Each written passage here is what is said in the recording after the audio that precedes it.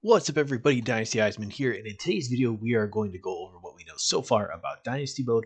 Now this is all from The Athletic's Chris Vanini, who was at EA and played the game early. Right off the bat, he lets us know that you will only be able to play up to 30 seasons in Dynasty Mode. I know some people weren't thrilled about that because it used to be 60 seasons, but I think for 99.9% of the player base, 30 years is more than enough, so I think we're okay. Custom conferences are in, as we already knew, but now we know you can put up to 20 teams in one conference, but you can't build one from scratch, which is interesting. I wonder if you can rename them, though, possibly. Uh, you can choose number of league games, conference title location, nothing surprising there.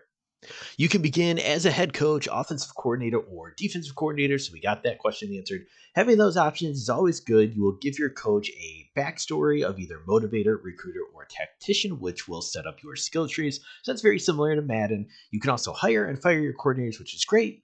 Honestly, that's something I don't even know if that really matters. I wonder how much your coordinators really play a factor into your team. I'll likely make a shorts video on that at some point, just kind of giving my rationale on that a little bit more.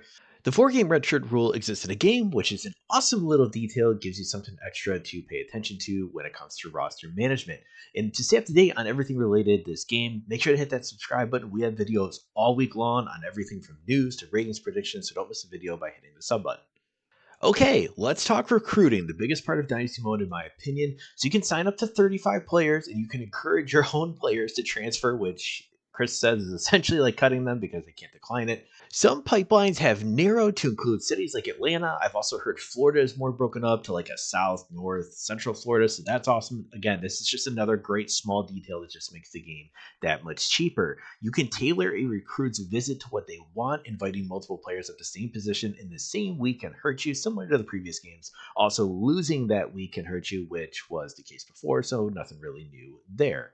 Okay, on to the transfer portal. This was the thing I was most anticipated to learn about within Dynasty Mode since it has changed drastically since NCAA 14.